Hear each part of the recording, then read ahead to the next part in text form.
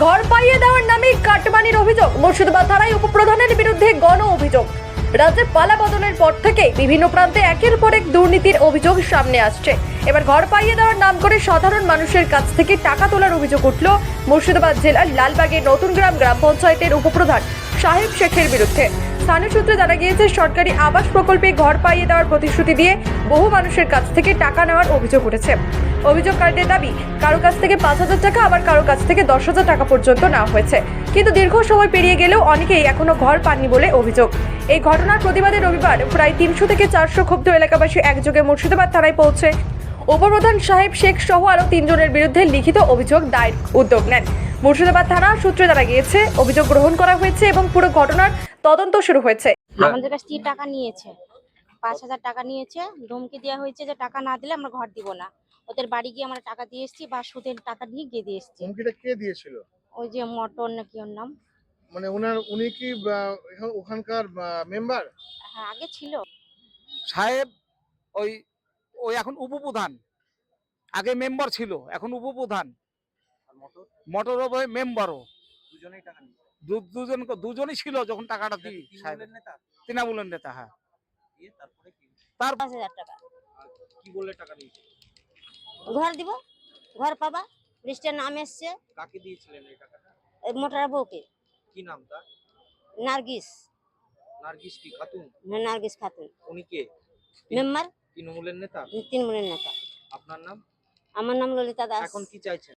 এই যে আবাস দুর্নীতি, যেটা যে বিভিন্ন মানুষের এখানে দেখতে পাচ্ছি মোটামুটি 100 মতন লোক আছে, তাদের সকলের কাছ থেকে এরকম তৃণমূলের মেম্বার ভোটদিঘির টাকা নিয়েছে 5,000 10,000 করে, এবং চাইতে গেলে হুমকির মুখে পড়তে হচ্ছে। কি বলবে?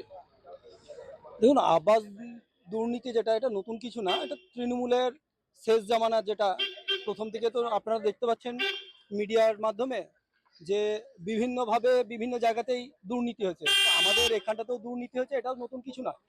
বিষয়টা হচ্ছে, যারা পরিচালনা করেছে পঞ্চায়েত এবং পঞ্চায়েতের মেম্বার, ধরুন কারো স্ত্রী মেম্বার হয়েছে, কারোর স্বামী মেম্বার আছে, এবং তারা তাদের ক্ষমতা দেখিয়ে গরিব মানুষের কাছ থেকে বাড়ি দেওয়ার নাম করে বা ঘর দেওয়ার নাম করে তারা কিন্তু এই টাকাগুলো কালেকশন করেছে।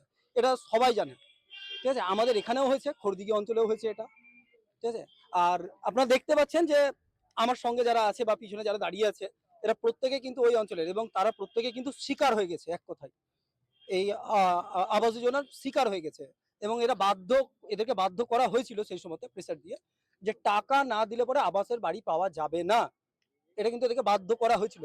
তাই যে যার যেমন সামর্থ্য, কেউ ছাগল বিক্রি করে টাকা দিয়েছে, কেউ সোনা জিনিস বন্ধক রেখে টাকা দিয়েছে, কেউ লোকের কাছে সুদের টাকা নিয়ে টাকা দিয়েছে। মোট কথা, টাকা দিলে বাড়ি পাওয়া যাবে, টাকা না দিলে পাওয়া যাবে না। এটা হচ্ছে তৃণমূলের একটা নীতি ছিল, এটাই তৃণমূলের আদর্শ, ঠিক আছে। এই আদর্শের উপরে তৃণমূল দলটা চলেছে। আর এখন সেটা আপনারা দেখতে পাচ্ছেন। এখন যখন সরকার পরিবর্তন হয়েছে, মানুষের মধ্যে একটা ভাবনা চিন্তা জেগেছে যে আমরা টাকা দিয়েছি, কাগজপত্র জমা করেছি, অথচ ঘরটা এখনো পর্যন্ত পাইনি।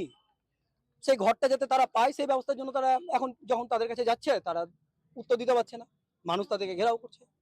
এখন এটা সম্পূর্ণভাবে প্রশাসনের দ্বারস্থ হয়েছে। এনারা এখন কথা বলুক, যে মেম্বারের দ্বারা এটা করা হয়েছে, যার স্বামীকে কেন্দ্র করে করা হয়েছে, অবশ্যই এটা ব্যবস্থা নিবে। তারপরে তো যেটা দল করে সেটা করুক। আমার নাম বাপ্পা দাস, জেলা যুব মোর্চার সেক্রেটারি।